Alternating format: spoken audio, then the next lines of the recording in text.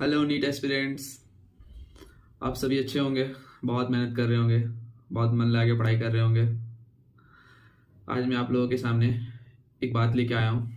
बहुत सारे बच्चों का ये डाउट था कि सर मेरा जो मार्क्स है अभी बढ़ नहीं रहा, और आपके कितने मार्क्स रहते थे सर इस समय में, आखिरी के मंथ्स में। तो आज मैं इन्हीं सवालों का जवाब लेके आया हूँ। तो मैं आप एक बात क्लियर कर दूँ आप लोगों को सबसे पहले, कि आपका मार्क्स कितना आ रहा है इससे सिर्फ आपको फर्क पड़ना चाहिए। ठीक है, ये नहीं कि दूसरे के मार्क्स कितना आ रहा है उससे देख के अपने को कंपेयर कर रहे हैं, एकदम नहीं। आपका कितना मार्क्स आ रहा है आपको इससे फर्क पड़ना चाहिए कि मुझे इतना आ रहा है तो अगले टेस्ट में मुझे कितना लाना है, कितना इंप्रूवमेंट हो रहा है या नहीं हो रहा है, इस चीज पे ध्यान देना है। ठीक है, और कभी हताश नहीं होना है कि मेरे मार्क्स कम आ गए तो हताश हो जाना है, ये सब नहीं करना है। ठीक है, तो मैं आपको बताता हूँ।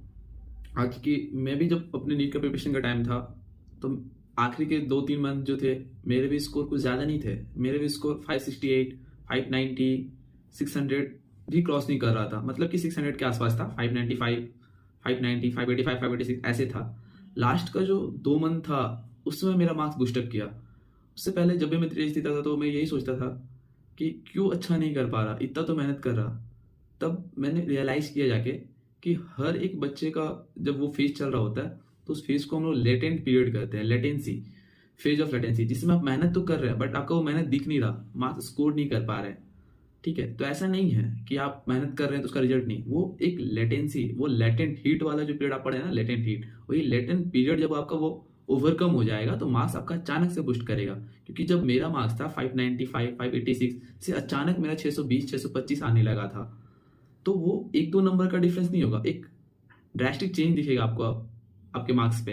तो उस चीज़ के लिए आपको मेहनत करते रहना होगा। ये नहीं कि मार्क्स नहीं आ रहा तो निराश हो जा रहे, अपसेट हो जा रहे, डिप्रेशन में चले जा रहे, भाई क्यों ऐसा हो रहा। तो मोटिवेटेड रहिए, डिप्रेशन में नहीं जाना है कि इतना मेहनत तो कर रहे हो नहीं रहा, मेरे से नहीं हो पाएगा, ऐसा एकदम नहीं सोचना है।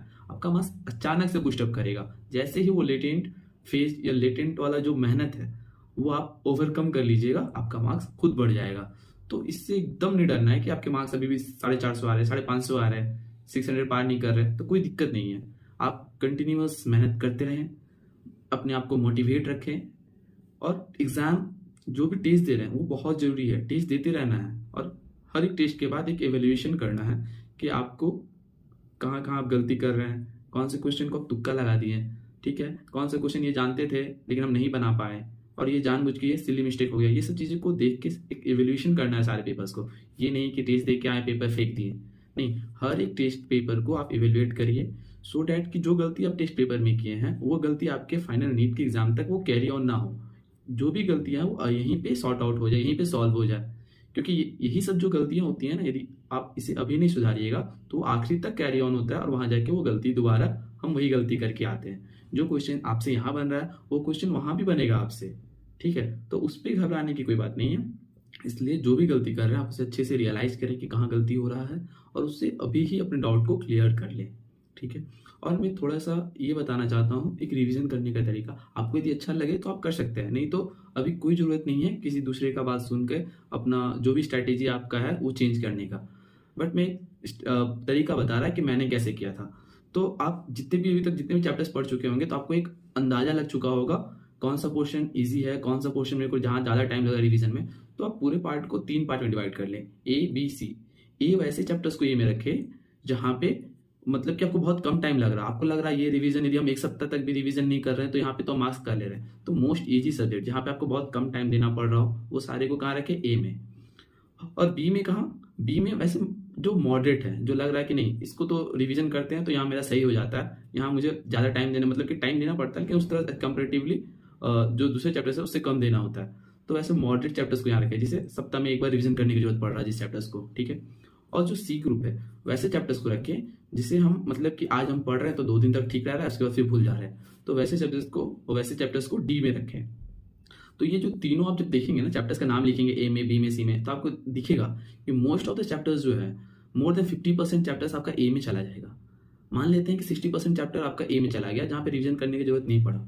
उसके बाद आप देखेंगे 20% चैप्टर्स ऐसा होगा जहाँ पे आपको लगेगा कि नहीं 1 सप्ताह में एक बार रिवीजन करने की जरूरत है या 3 दिन में रिवीजन करने की जरूरत है, वैसे चैप्टर्स आ जाएंगे बी में। फिर आप जब देखेंगे तो वही मतलब कि 20% इंटू 20% ही बचता है। 10% भी मैं बहुत ज़्यादा बोल दे रहा हूँ, बहुत कम चैप्टर्स बचेंगे जो सी ग्रुप में होंगे, जो लगेगा कि आपको नहीं, हाँ इसका रिवीजन करते रहना है। तो आप उस तरह से रिवीजन जब करेंगे कि ए वाले को हम सप्ताह में एक बार रिवाइज कर लिए, बी वाले को सप्ताह में 2 बार कर लिए, और जो सी वाले चैप्टर्स है उसको कंटिन्यूअस अल्टरनेट डेज में रिवीजन कर रहे हैं, तो इस तरह से आपका एक बहुत अच्छा रिवीजन होगा। तो आप इस स्ट्रेटेजी को अपना सकते हैं यदि आपको अच्छा लगे तो।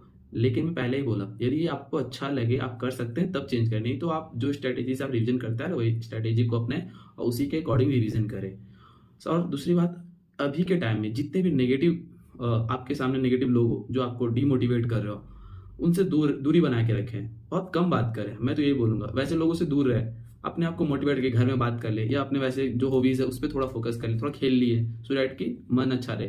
लेकिन जो भी नेगेटिव लोग हैं जो आपको डीमोटिवेट कर रहे हैं, उनसे थोड़ा दूरी बना के रखना है, ठीक है। और हमेशा एक चीज ध्यान रखना है कि आप अपने आप से लड़ाई कर रहे हैं, किसी और से कंपेरिजन नहीं करें कि मेरा इतना मार्क्स सारा सामने लगे, इतना आ रहा नहीं, उससे नहीं। आपको हर दिन इंप्रूव करना है, आप खुद से लड़िए, हर दिन आप अपने आप को हराइए, और हर दिन जब अपने आप को हराइएगा तो फाइनली एक फेज जब आपका हार रहा होगा तो दूसरा आप खुद जीत रहे होंगे, तो आप आगे बढ़ते चले जाइएगा, ठीक है।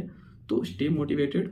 और सबसे बड़ी बात है अभी के टाइम में, हेल्दी खाना और हेल्दी रहना, क्योंकि आपका एक दिन भी बहुत ही इंपॉर्टेंट है, एक दिन का ही वैल्यू बहुत है। आप एक दिन भी तबियत खराब होने से बैठ जाते हैं तो आपका अच्छा खासा रिवीजन छूट जाएगा। तो स्टे हेल्दी और टेक हेल्दी फूड और ड्रिंक वाटर मोर, क्योंकि वाटर जो है डिटॉक्सिफाई करेगा। बहुत जितना देर टेबल पे बैठ के पढ़ रहे होंगे ना, तो बहुत सारे मेटाबोलाइट्स जो होते हैं हमारे बॉडी में बनते हैं, जो भी वेस्ट प्रोडक्ट है उसको डिटॉक्सिफिकेशन के लिए वाटर का नीड होता है। तो मैक्सिमम वाटर का इंटेक करें और स्टे मोटिवेटेड और अच्छे से तैयारी करें। Thank you.